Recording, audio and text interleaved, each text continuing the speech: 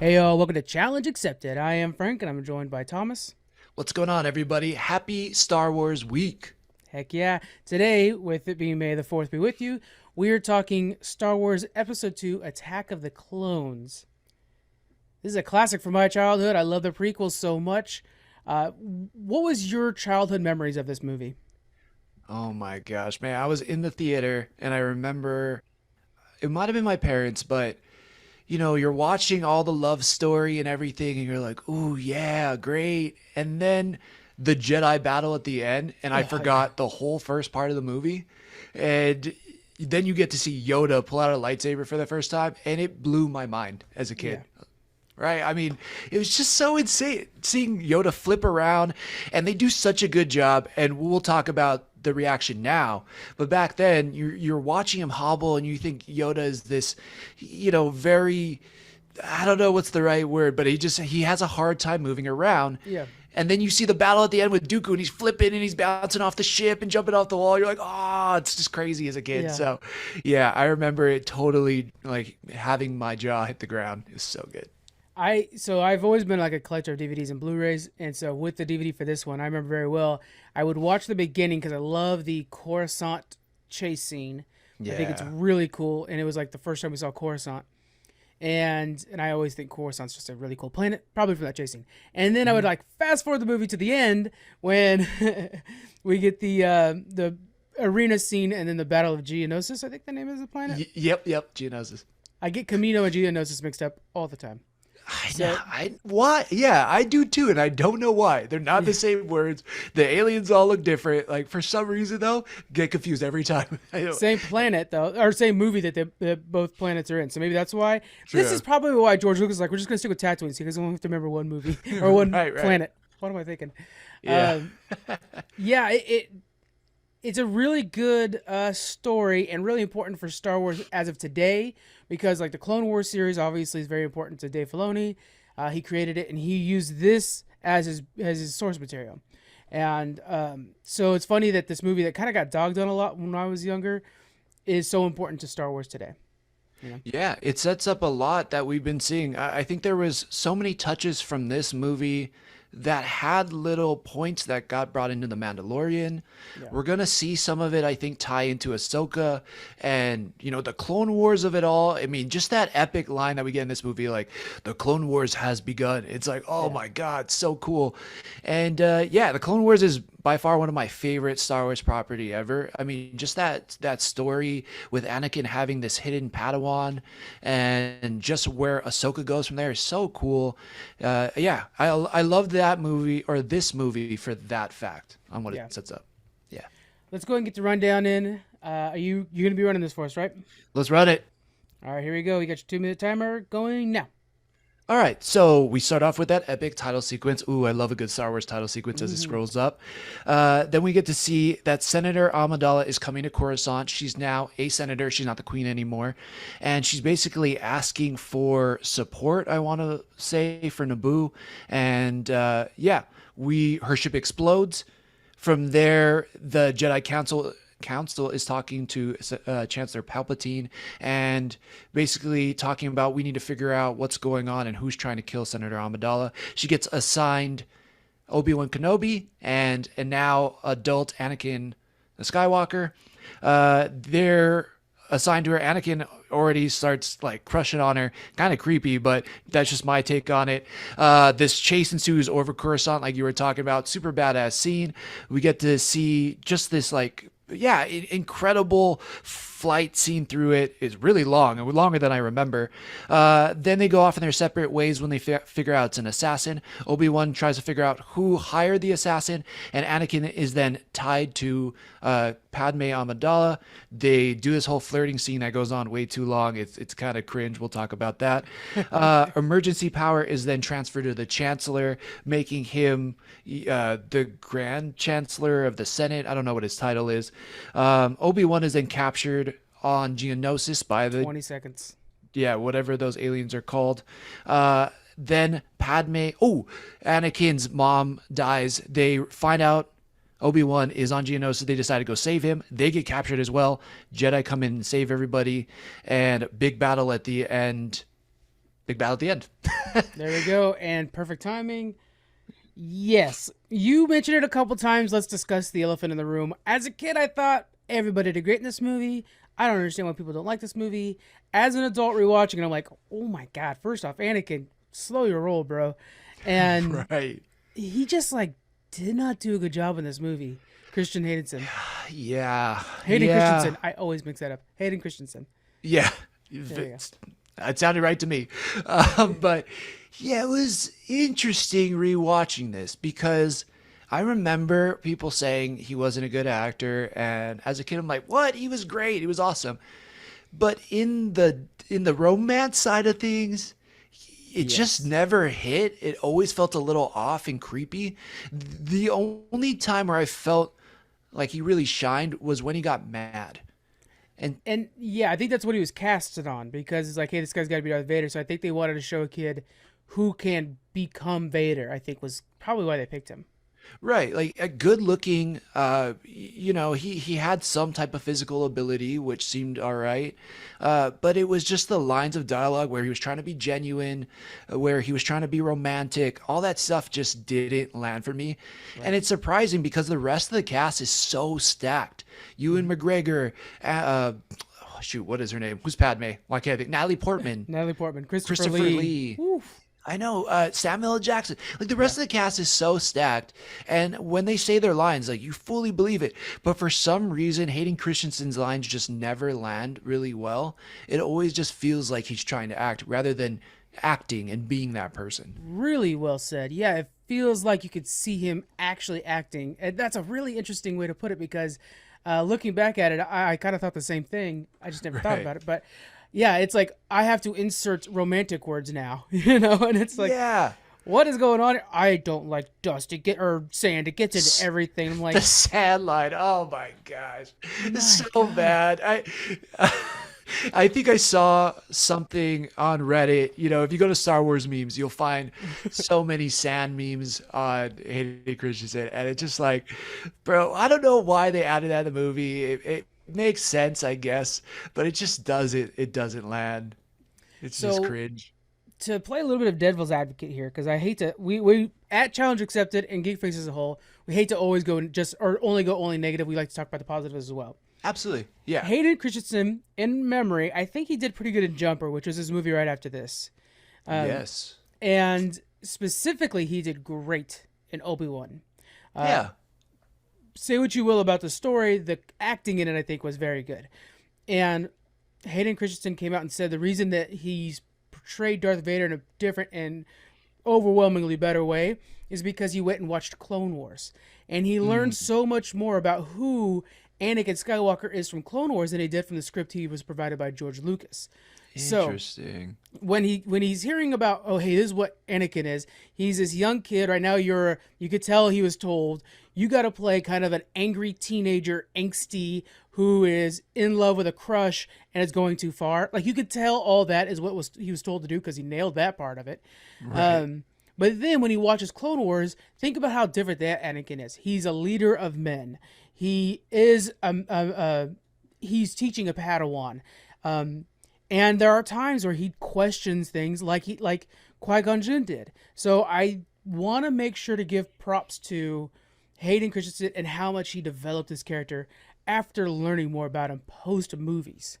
I think You're that's pretty you're impressive. so right. Yeah, I even think he did a way better job in Revenge of the Sith as well.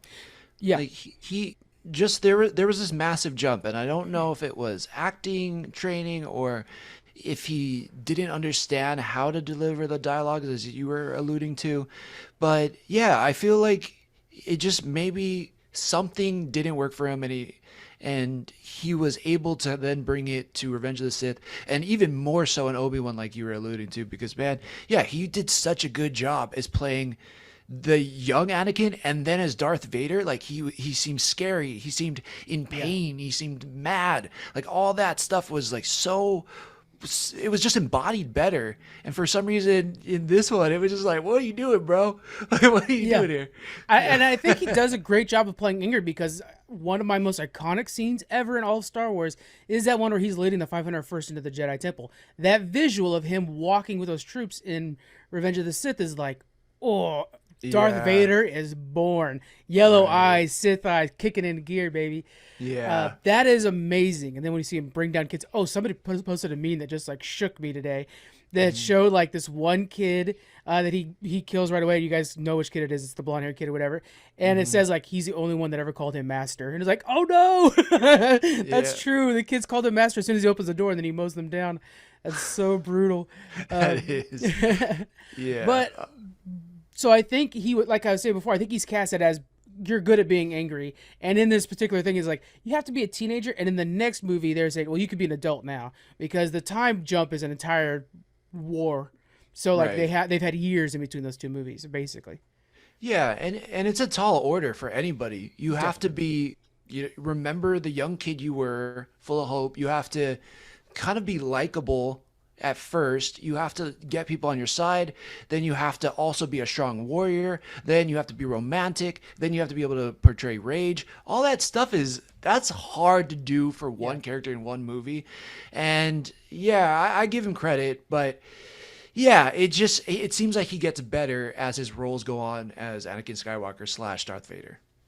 What's wrong with Padme then? Because she's good the whole time. She's supposed to be good the whole time. But I feel like she too. We were talking about it before. You were saying that she kind of felt a little flattened. To me, I kind of felt like her turn was a little too fast. From you're the kid I knew to all of a sudden like, oh wait, you're cute. Like that to me, that turn was a little too fast. I don't think she portrayed the gradient well enough. Well, I'll start out by saying I love Natalie Portman. She is a fantastic actor. Like I love so much of what she does in other movies. But in this one, you're right. She was just like a white wall. I'm like, why are you saying things that sound like they have emotion, yet you have no emotion? Like, Yeah. it's so weird. There's a part right after he kills the Tusken Raiders and he's upset. He found his mom.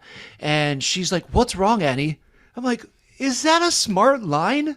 We Yeah. know what's wrong. He just saw his mom die. Like, Mhm. it's just so not smart to me in the writing. And so I feel like a little bit the dialogue just was weird. It was in a galaxy far, far away rather than Yeah. being grounded in reality, which Star Wars does so well. It takes these really crazy sci-fi concepts and then it grounds it in like, this is how a normal person would feel. Yeah. And she just didn't deliver it for me on those. I don't know. What Eh, do you think about it? Well, I think you're right, and I think there's a little bit of like George Lucas doesn't know how to write prequel lines. I think in some ways, I think he's really good at like the old movies were more comedy based than the prequels were, and so Right. some of the things she says, I'm like, I could see if this was trying to lean into the old movies, that would make more sense. I don't know. Like personally, I think she should not have any dialogue in that exact moment you're talking about. Like if it's a Right. real relationship, and you walked in on your spouse who just lost a parent, you know that generally not talking at all is a better move. You just go, embrace, and make sure to be connected. Right. That's what she should have done. Instead, she's just like, insert words now, like ChatGPT, write a script for Padme. Um, Yeah, definitely. so I put a lot of the blame on George Lucas. I'm not necessarily the biggest fan of his, just because I think he gets. I don't know. Damn. That's When do you them some fighting words, Frank. Watch out. when you listen to like Mark Hamill and Henry Ford and Henry Ford, that's not right. Harrison Harrison Ford. Ford, Yeah. and people who worked with him, you were like, oh, okay. So thank God the actors were brave enough to tell him, no, you can't do that, because that's what saved Star Wars, not George Right. Lucas. Um, Yeah, you're so right. George Lucas, he's such a romantic and he's such like a big idea person. Big And idea person, great way to put it. right, when we're talking about a very micro intimate thing, and so maybe his skill doesn't really align with those moments and those scenes. Although, and again, I don't know if he got help in writing Revenge of the Sith, but those scenes seem to hit so much more. And yeah, I don't know. So I think you're right. It's this mixture of Hayden Christensen maybe not really understanding the role, and then Hmm. George Lucas not really having the best grasp on writing intimate lines. Yeah. So yeah, it's weird. I remember as a kid just loving this movie, and now I'm like, Same. this doesn't feel as right as it used to. And that we've mentioned this in the past. I think on this podcast even. That is partially our fault because you and I and others like us, we have now begun to overanalyze some of the stuff that we're seeing. True. When it's like, hey, his job is just to make it seem like they're falling in love, and you and I are like, yeah, but you might want to portray it this way. You might want to portray. Right. That's not what the creator of the movie wanted us to do. And sometimes I'm a big, like Cocaine Bear is such a good example of this, where it's like, hey, go in and just expect to have fun. Don't think about the analytics of anything going on. Just have fun with it. And so I need to go back and watch these Star Wars movies with that in mind. I think it's hard to do sometimes nowadays. You're so right, and I agree with you. The only thing for me with that is I can watch the original trilogy and I still feel what they're saying though. And it's like Okay. interesting Yeah. for me, right? It's like I still feel like Luke, cares for Leia. I still feel like he's interested in this whole new world, and he's this wide-eyed, doe-eyed kid. Like, what is going on outside of Tatooine? And Harrison Ford is back. Like, there's like real emotional connection there, and that's why I guess it's more a surprise when you look at this one, specifically this movie Attack of the Clones, because you're like, George Lucas was able to do this in the past, why not now? But what you were saying, the cast actually went back and was like, hey, you can't do this. Maybe them Right. pushing back was a good thing. When George Lucas was an almost no-name director, they were able to push back Right. on him. When you're making the prequels, this is George Lucas who made Star Wars. So Right, the that's true. the actors are not going to push back on you at that point. You are That's already a true. genius. And so when you're talking to a guy, when all you made before that was that one show about cars, I can't remember it, but I like don't all of a either. sudden, right? My parents loved it, and it's actually about a town near me. But nevertheless, Very they cool. were willing to push back on him more because like Harrison Ford done a lot of acting before this, and so he was happy to push back against him and was a pain in the butt. That being said, he liked him enough to make him Indiana Jones with Steven Spielberg and stuff like that. So I just let's keep that in mind. But I think let's shift into some more positive stuff because I don't want us to Yeah. bury ourselves into like negative Nancy mode. You're Um, totally for sure. And there's still, you're right. And there's a lot to love about this movie. And especially the repercussions for the future is massive. We get to see Camino. We actually get to see the clones. And it's this interesting thing where you know what the clones lead to, especially if you watch Clone Wars and you're watching Bad Batch and you're watching all this stuff. It's like such an interesting concept. And it was, yeah, I don't know. It just seems so unique for Star Wars at the time. yeah. And the whole idea of they found this perfect specimen who was Jango Fett, who then leads to Boba Fett, who's like was everybody's favorite Mandalorian, and the whole Clone Wars of it. I don't know. What are your thoughts on now seeing the clones in this movie and what it does for the future? I remember clearly. So I watched these movies before I watched the original movies as a kid, and I remember clearly Wow. thinking like the clones are dope. Oh my Yeah. god, they're so cool. The way they have them marching in that full army, specifically the guys who are leading each squadron are painted yellow. I mean, everything about them, I was just like, these guys are awesome. And then I saw the stormtroopers, and I was like, man, that armor's like chunky. It doesn't look cool. It's Yeah. not like the sleek lines of the clones. I'm like, why would they go Right. from sleek badass lines into chunky gross lines? It doesn't make sense when you do Yeah. it that way.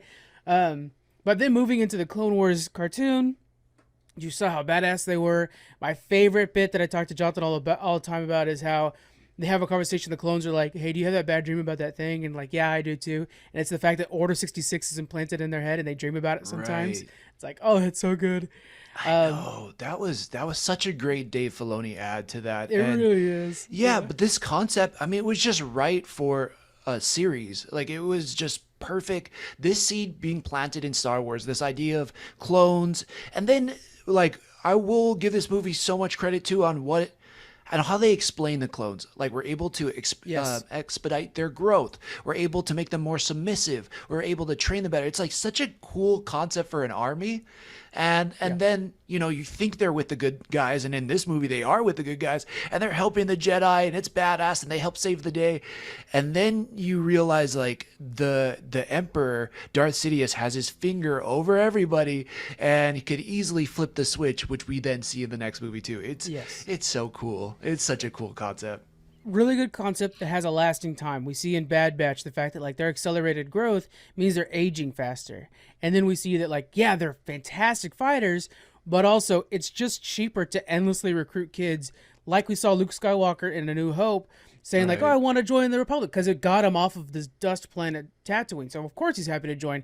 That kid's a lot cheaper than it is to have a well-trained clone that was like raised up to be a good fighter. And Yeah. you didn't have an opposing army as an emperor. The empire doesn't have an opposing in opposition. That's what I mean. But the Clone Wars knew that they were going against the drones immediately, so like they had to be better fighters. You So just it's gave me like this idea though that has blown my mind, yeah. What's which up? is the Republic. It makes sense why the Republic would use clones because they wouldn't be cool with taking kids and putting them in the army, except for the Yeah. Jedis, I guess, which is a weird thing, but we're not going to focus on that.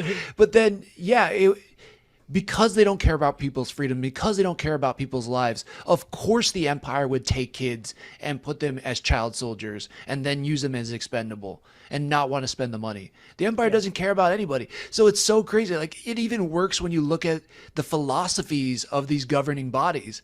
Like, damn, man, wow. I just love that idea. I'm sorry. I mean, I'll give you credit for giving me it, but that just, I don't know, it adds to the the grander idea, I guess, of how these systems work within the Star Wars universe. I'll justify the Jedi's for you too. The Jedi's would not take a force sensitive kid if the parents didn't want them to go. The what's the other things? The dark guys. After, Sith. not the Sith. After the Sith, there were the Inquisitors? Inquisitors. The Inquisitors they would take from the parents when they were force sensitive, whether the parents wanted or not. And if the kids were pissed off about it, they're like, "Good." Yeah. They wanted We the want kids as you mad to as be mad. possible. Yeah. Oh, nice. Yeah, such a good point. Such a good point. They're like X-Men, the Jedi. The Jedi are like X-Men, and the other ones are like the Brotherhood. Ooh, dang, nice. Sweet. Oh, I could talk X-Men comparison all day. That'd be great. Let's do it. No, it is. We do get some great fights in this as well, though, right? We get the fight between Fantastic. Obi-Wan and Jango to start it off on Camino. That's cool. We see how Boba Fett's kind of a little shit, but like he's like a chip off the old block from Jango because he literally is Jango, which I thought that was great. What did you think about some of the fights and the action in this movie? Loved me some Django. Me and Jonathan were talking about on the last Geek Freaks. I messed up the word. I said Geonosis on that, but I mean Camino. Yeah. There's a level that is Camino on Battlefront 2 where you could sit there and like jetpack, and at that point you unlock jetpack troopers. You could jetpack around and shoot each other. We would Nice. spend hours in the same match. I feel like just like shooting at each other over and over again. So perfect. Of course, checking the guy's screen. It just makes for a really cool world. So when you see Boba Fett and Jango fighting on this constantly raining planet with oceans, endless oceans surrounding them, oh man, what a freaking cool world design and just fight sequence. It was so well done.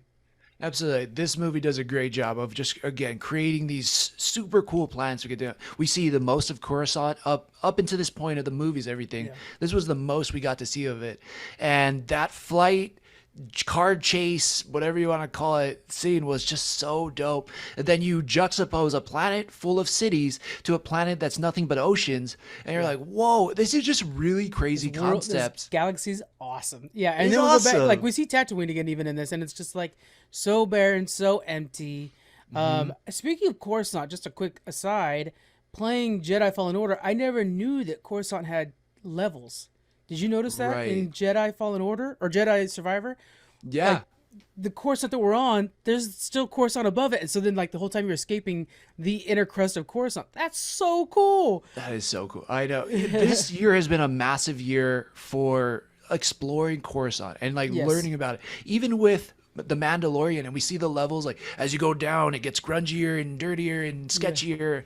But yeah, I love that we get to see that. We get to juxtapose it with Dr. Pershing at the top of Coruscant, seeing the tip of the mountain. Like Coruscant is such a cool planet. It is. really is. I like could go on adventures there all day and just like explore the different levels. It's so different too. It's awesome.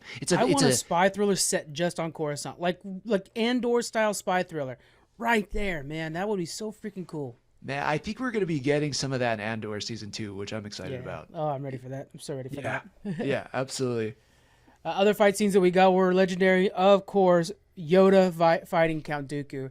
I want to give a big ass shout out to Christopher Lee and his Count Dooku because he plays him like a count. Count Dooku's a nobleman turned Jedi, sees the fact that they're corrupt, and leaves the Jedi not because of hatred. I mean, hatred, yes, of course, he does Sith out sometimes, but he's like one of the few Sith that are not like fully embracing the hatred part. He's actually Right. kind of noble in a way as a Sith, and I just like this idea.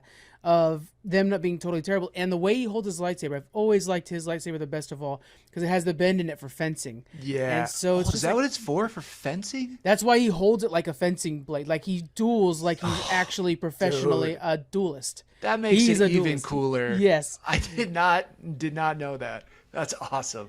So It makes just sense. Christopher Lee, by the way, of course, he plays Saruman.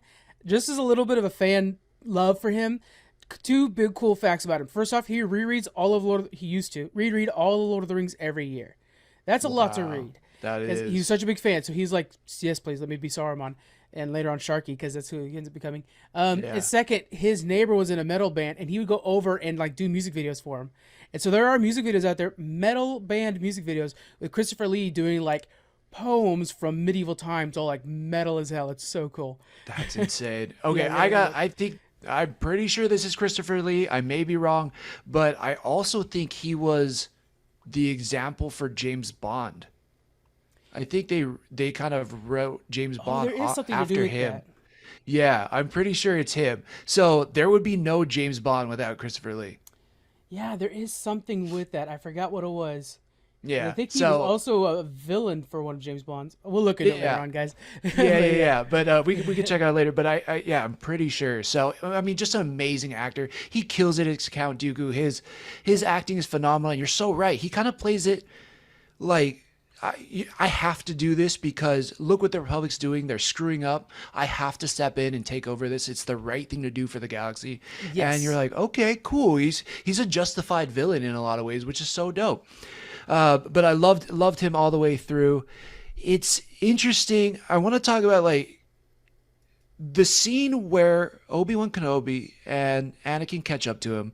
Hmm. And Anakin charges in there. Again, I'm trying not to shit on Hayden Christensen, but he runs in there like a dumbass and just gets blasted to the wall right off the bat. I'm Yeah. like, how different would the battle have been had he stayed in control of his emotions and they really did tag team him and then Yoda came in. I wonder how that would have gone. We see how that changes in Revenge of the Sith. That's true. So Yeah, that's what's cool is like the time, like as much as we hate Christensen as a kid, but he becomes the adult. And I mean, that I guess he's playing it well as much as it annoys us. He's playing a bratty Yeah. 16-year-old pretty well because when he's like 22 and he holds himself accountable up until the last second, is awesome. And so I think we do see that work out in the next movie. You're so This right. one though, thank Yeah. God Yoda's around because it wasn't for him. Exactly. Yeah, you're so right. Last little bit is he gets both lightsabers and instantly one gets destroyed. Didn't like that. But anyways, we'll move on to Yoda. I do like the through line. Okay, so first off, the factory scene is complete waste of footage. They should not have even made that factory scene. It was That's completely true. wasted. Yeah, that's true. It was kind of cool. I did like, but I also like how much of a savage is he? They just destroy all these like, he destroyed Tusken Raiders and these Geonosians. Like he just is mauling through them. I know. It's pretty brutal. But if you think about it as a Jedi, you're like he probably shouldn't be doing that. I we're getting off topic already, but I think the reason that they made sure that the other army was clone or droids is so we could watch Jedi just not hold back. Because if Right. it were humanoids, then you have to go back to the fact that like Jedi aren't allowed to like I think it's Jedi can't stab. They have to only slice. There's all kinds of like little Oh. things that are like kind of like well, you have to fight with honor. And instead, we just want to see them like mow down armies of those little battle Right. droids. And playing playing Survivor right now, and hearing oh I love them so much, the little battle droid voices where they're like oh no, and they get pushed Yeah. back. I'm like yes, I'm glad they brought that into this game. It is. This is such a good villain. Like I love seeing when a bunch of heroes get to just take on a bunch of villains, like little minions. I mean, I'm a it's fun. sucker for like minion battles, and we Yeah. got such a good one in this. All the Jedi come in, all the councils there, Adigalia, Plo Koon, Kiadi-Mundi. They're all just there, around the edge, and they just get to wipe out all the droids. It's so dope. Yeah, again, shout out to Jedi Survivor 2 for bringing that in, where you get to do it as well. It's so fun. But it's something that to this point was always in legend, and not just like legends as in Star Wars, but like Ben Kenobi would talk about the days when Jedis were at full strength. You would Right. hear about times when Jedis would go to like Civil War or fight the Mandalorians, all kinds of things like that. This was something that was never seen on screen And you could tell, like, George Lucas, there's two things I remember very well from the commentary. George Lucas wanted to make sure to see Yoda walk across the screen. We Yep. got it in this one. And I think the other thing he wanted was, like, I know the third one too, actually, is he probably wanted to see, like, Jedis at full war. The third thing he always wanted is he wanted to see a Jedi Knight mounted. And he got that in the next movie with Ben Kenobi. But, Okay. yeah, What do I you mean by think mounted? on a mount, like horseback, because he always thought it's like Oh, Jedi okay, Knights okay. as knights. And so he wanted to Ah. see a knight on a horseback, so he got it on Obi-Wan Kenobi is riding a giant lizard in the next one. And he mentions it in the commentary, the DVD special commentary. He mentions, like, I've always wanted to see that. So Oh, one of those nice. things. Is that why Anakin in this one jumps on that kind of rhino thing, and him and Padme are running through? There's probably a little bit of that. Yeah, probably. Yeah. Okay, Yeah. okay. Cool. Yeah. Yeah, I like that. I mean, it was a cool concept too. This Coliseum where Yeah. these like monsters are there and then droids come in and then Jedi come in and then the clones come in. That whole scene, that whole start of the scene to where they end up with Count Dooku is just awesome. It's some of the best Yeah. Star Wars action. It's so fun seeing all the lightsabers going around. I just love that so much. I just love this movie for that whole sequence. I love as an adult watching it because the entire time Count Dooku's trying to convince the Separatists, like, you guys are right, they're corrupt over there. I like how you guys are about to watch a murder in the middle of a stadium. And you're like, you can't think you're the good guys and do that. Like, that's no Right, way. right. That doesn't add up. You can't be like, oh yeah, we'll just murder them, have fun with it, but we're still on the right side of this. Yeah. Yeah. But The dark side has its ways. Yeah, they It'll really make did you a good- believe whatever it needs to. Yeah, I like these good old days of, because after this one we got the Inquisitors. It feels dirty almost, but I like when it was like the master and his apprentice for the Sith. The rule of Right. two. I like the rule of two so much, and I think the fact that Star Wars is adding, it's the one thing I probably would scale back on if I were Dave Filoni. We're getting too many Inquisitors. There shouldn't be that Yeah. Inquisitors. It was a big deal when Force Unleashed comes out and we found out that Inquisitors were a thing at all. You know, and now it's like, Exactly. of course there's Inquisitors. I've already killed like 3 of them in the first like 3 hours of Survivor. There shouldn't be that many of them for me to do that. Right. I thought with the whole number system, there was going to be like a finite number, and I thought it was going to be under 10. Like, there's Same. only 9, but then now it seems like there's like, here's 75th sister, and here's like 94th brother. You're like, wait, how many of them are there? I thought there was only 9 or 12 or something, manageable, but you're right. It does feel like there's a lot. In this one, it is interesting, right? Because in episode 1, we lose Maul, and he's Darth Maul. In this one, we get Lord Sidious, I want to say. Why is he not a Darth? And it also Darth- is interesting. Darth sorry. Sidious is the Darth, but so is Count Dooku, but he is Darth Tyrannus. Darth Tyrann. I think he only calls him Lord Tyrann. I was like really trying to look for it, and I didn't hear that. On So the wiki maybe I'm page, wrong. it says Darth Tyrannus on the wiki page because I checked Interesting. exactly what Okay. you're talking about. Yeah. I Gotcha, checked it. gotcha. Okay, then that makes a bunch of sense. It also makes me wonder how long was he planting the seeds with him when Darth Maul was around? Because we see that he's already planting seeds in this movie with Anakin. Yes. So it's like, wow, like he's always, even though it's the rule of two, it seems like Sidious kind of just plays by his own rules. He's planting like apprentice seeds all over the galaxy.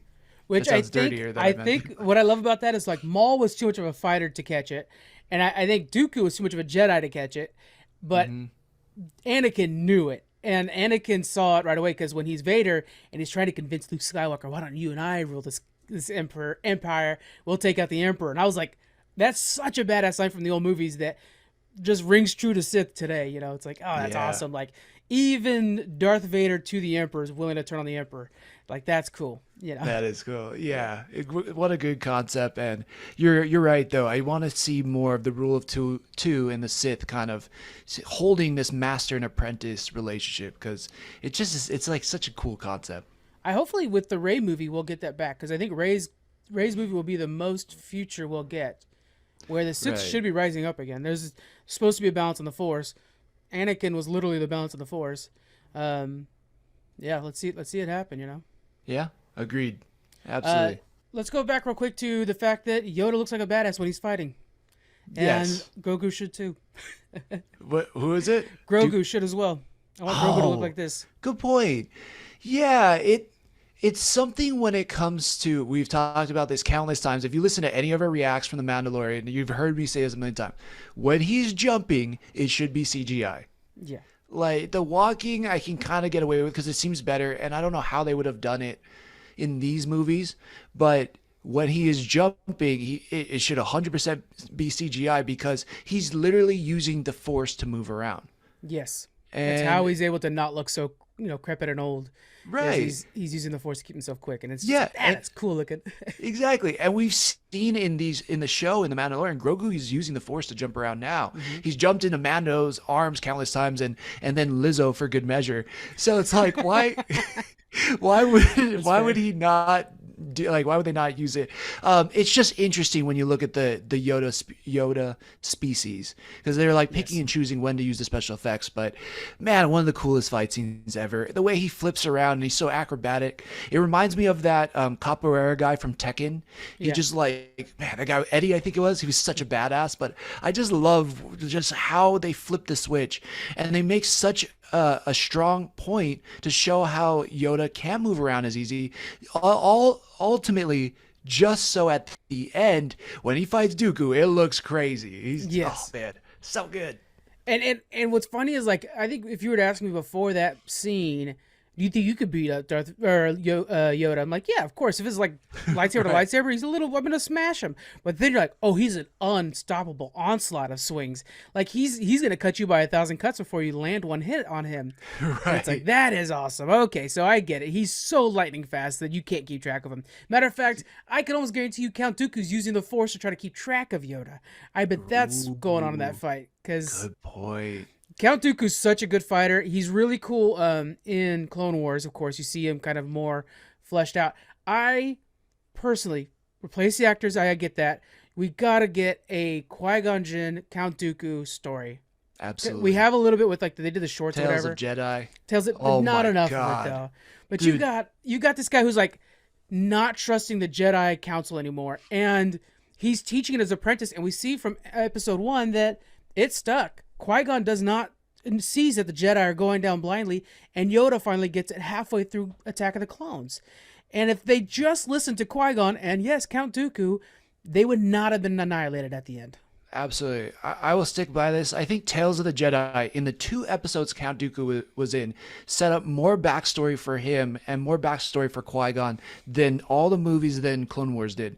Yeah. Like you get so much of who Count Dooku is, what he believes, how he started straying away from the Jedi. And it gives it even more weight to the scenes in this movie where he tells Mace Windu, "My friend, oh, you're blind to what's going on." Like you're like, Yeah. damn, that was crazy. He references Qui-Gon Jinn to Obi-Wan Kenobi. When Obi-Wan is captured, he says Qui-Gon would have been on my side if he understood what I know or the truth that I know. And you're like, damn, Tales of the Jedi fills in that. So if you haven't watched that, go watch, Go at watch least it. the Count Dooku episodes because oh, they're so good. Because I think Obi-Wan says like no he wouldn't have right away, but as a Right? viewer you're like Yeah, he he might would have, have been bro. he would have been split on it. He definitely wouldn't have been there to kill Count Dooku. He would have been there to try to convince him to come back. Right. Uh, Because yeah. he respected his master, and I guess that's a one interesting thing that I noticed in this movie where I'm like, I don't know if I like this as much, which maybe is it's such a nitpicky thing.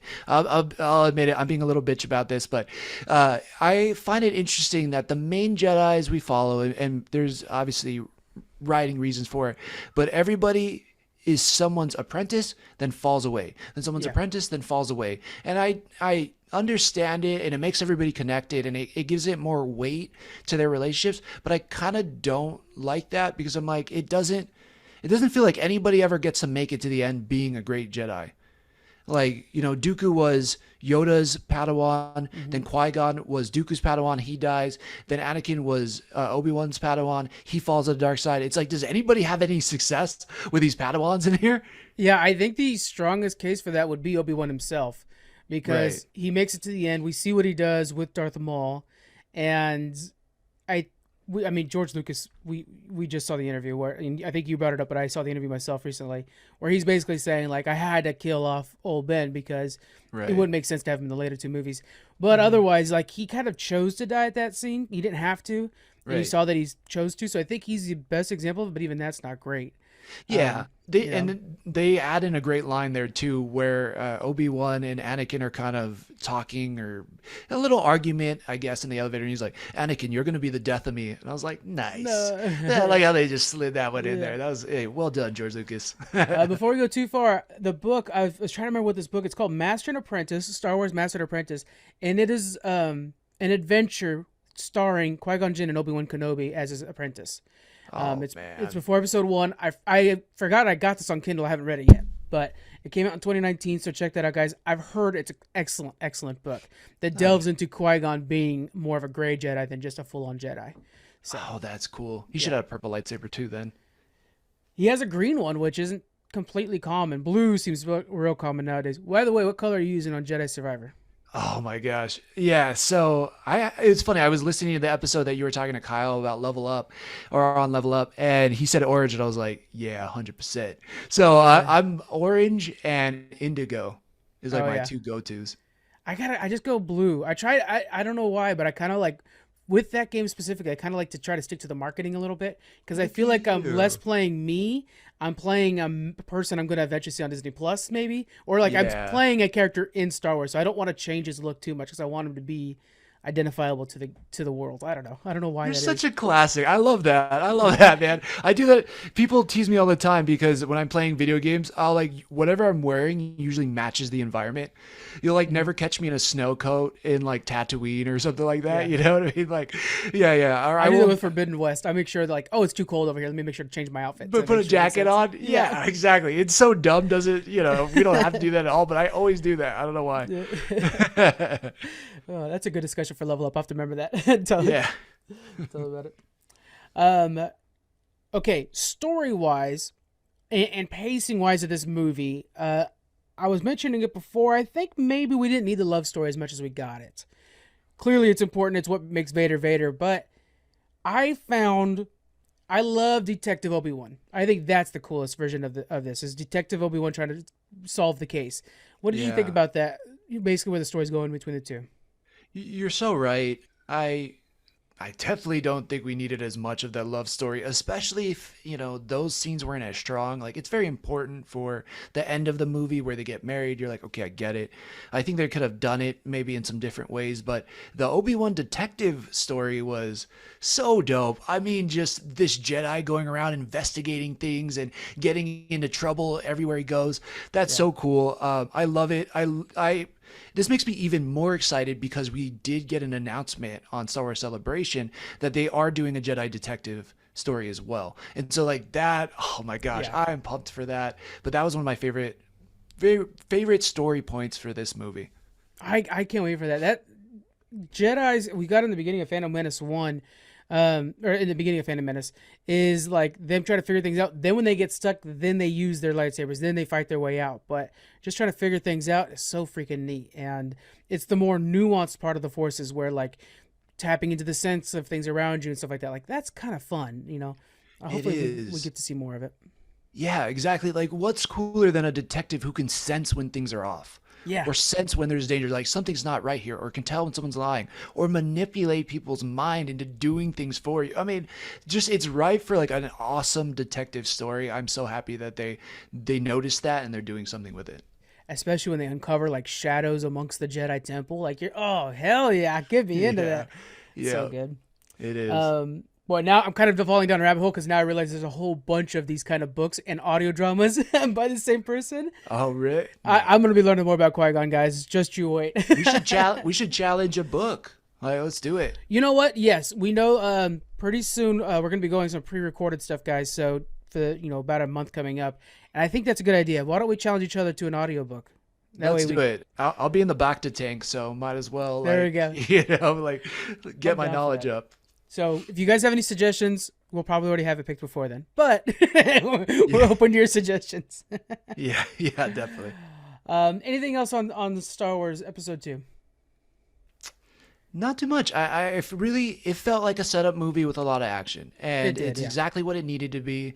I was super happy about that, and yeah, just when you watch 1 through 3, there's a really awesome, beautiful story watching this kid who just had bad luck and just was born in the wrong circumstance find his way into some power, and then just having his anger and power just fully manipulate his mind and then just really change the dark side. I mean, it's a very cool story, and I think it's a perfect setup for A New Hope because Yeah. it's cool. And We I get to see this think next generation. the story we realize as adults now, not just us, but like I think everybody looking back on this prequel series realizes that the true story of this too, like not the true story, but the other story to this is the fact that the Jedi Temple was not prepared for somebody like Anakin, because when Anakin falls to darkness, we see Qui-Gon, we hear Qui-Gon yell from the afterlife, like no, Right. because he sees that this is him going to dark side now.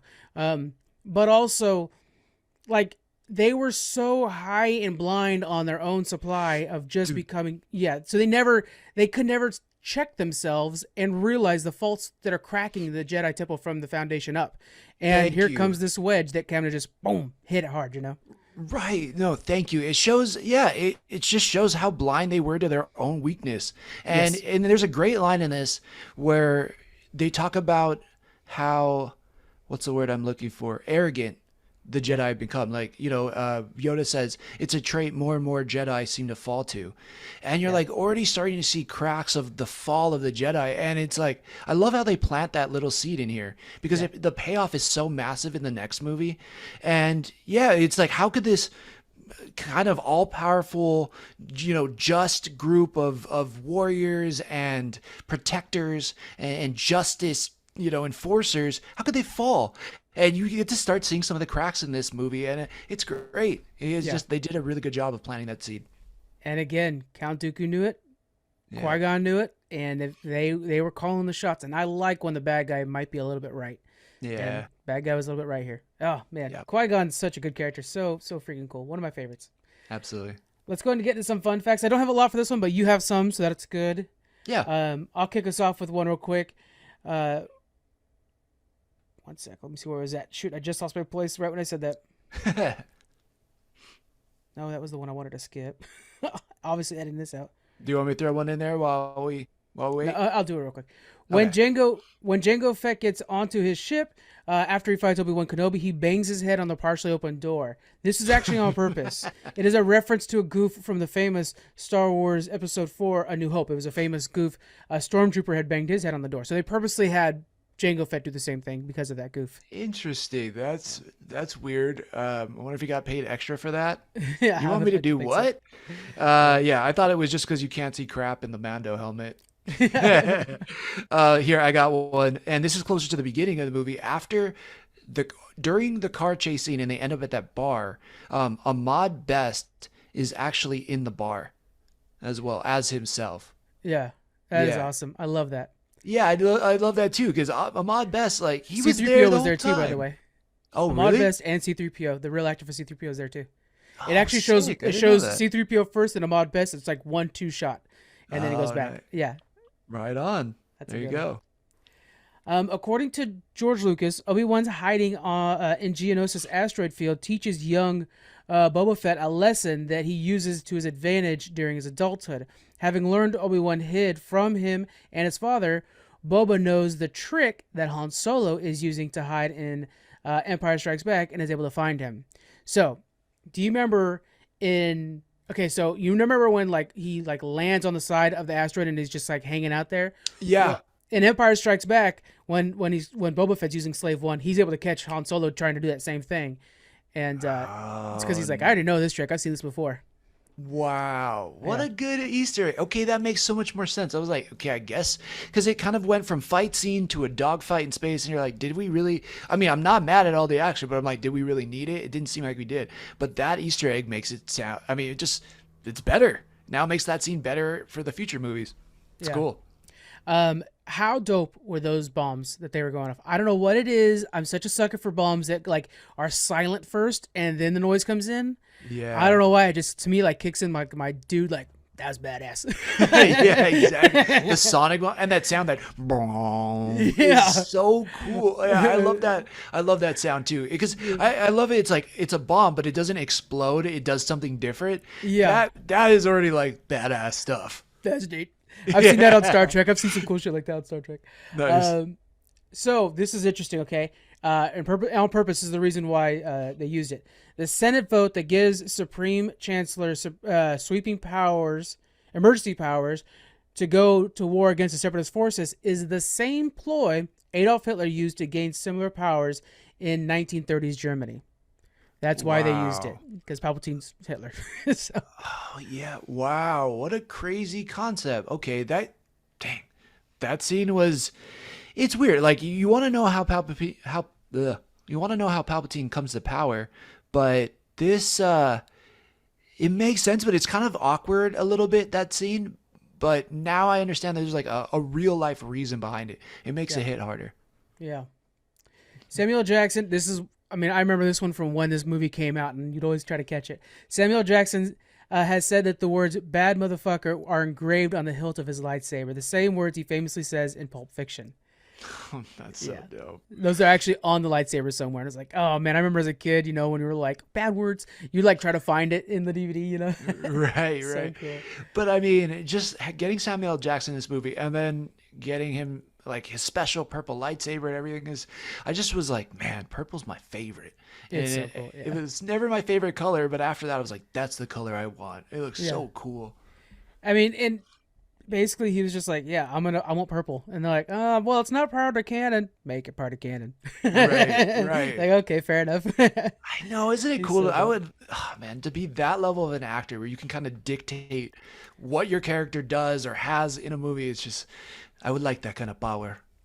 Looking back, though, he was definitely one of the Jedi that were completely blind to their flaws. It was just like, Yeah. we're perfect. There's a Sith that came out. Let's fight the Sith with all that we have. And it was like, hold on, buddy. You are playing right into Palpatine's hand. Like, the one thing he wants you to do right now is attack him with all your force.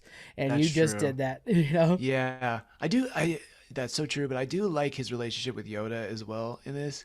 Like they have this really cool kind of partnership where they lean on each other and trust each other and they got each other's backs. Like, man, I want to see a Windu Yoda adventure. I think a younger version where it's kind of like a younger Mace Windu, where it's kind of like a Lethal Weapon would be kind of cool. Where we have the young guy who's, because that's the other thing I remember hearing about is Mace Windu's fighting stance is way closer to the Sith than it's supposed to be, and Right. it might have been the reason his lightsaber was purple is because he practices.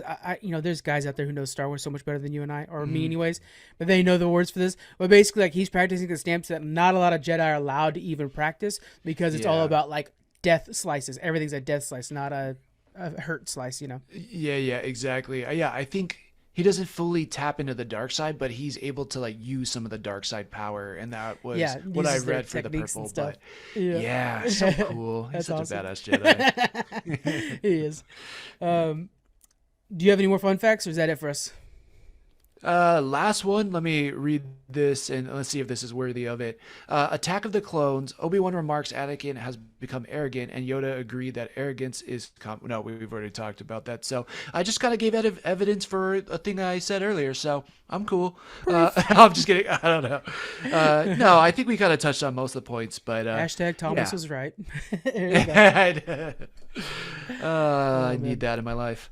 That's what we gotta do. The Disney mom's gone wrong. They keep creating hashtags for themselves with like Save Sarah and Chesney Power. It's like we gotta start creating hashtags for ourselves. That's what we gotta do. Right. Do they actually use it in their posts? They do when they post. They've slowed down on their posting, and it's like I told you guys, it's a pain to keep up with that. Yeah, that's right. Come on, ladies, make those hashtags a thing. Yeah. Oh man. Let's give our reviews for this. I'll go ahead and start us off. Clone Wars. Clone Wars is a great bridge between the introduction of a powerful Jedi temple to their collapse. There are so many signs and evidence that the Jedi are flawed and are blind to their flaws. Great action scenes, terrible love scenes. Overall, a pretty solid movie. And when you write, I want a solid with a question mark there. Solid. I'm gonna put it in parentheses. Solid. It was a solid parentheses question mark movie. Yeah. Period. Yeah. But yeah, we could definitely do that. That great review. Let's see. Attack of the Clones is a great movie with a lot of awkward romance and love scenes, great action, and a ton of amazing plot points that have massive payoffs for the future of the franchise. That's good. Yeah, connecting episode 1 and episode 3 was a monumental task, but this movie does a great job of ushering in where these characters are going and what the plot is eventually going to be. Hayden Christensen, I think, has an almost impossible task of running the gamut of emotions and trying to embody it in one character, and then, completely switch the character or transition the character into something different in episode 3. But as a standalone movie, he does a good job, and the rest of the surrounding cast does a fantastic job, and is just a compelling and interesting action-packed movie. Great job. Great review. That was I don't know. That was good. No, that was good. Mine was too lighthearted. I regret it immediately. Yeah. Let us know what you guys think about Attack of the Clones. Does it still live up to the hype that you had beforehand, or have you turned a corner and like it now? We really want to hear from you guys. So hit us up, CA Pods Live on Twitter, or any of the Geek Freaks channels. We'll make sure to forward it along. So yeah, I think this is really good. May the 4th be with you guys. We should do more Star Wars stuff today, probably.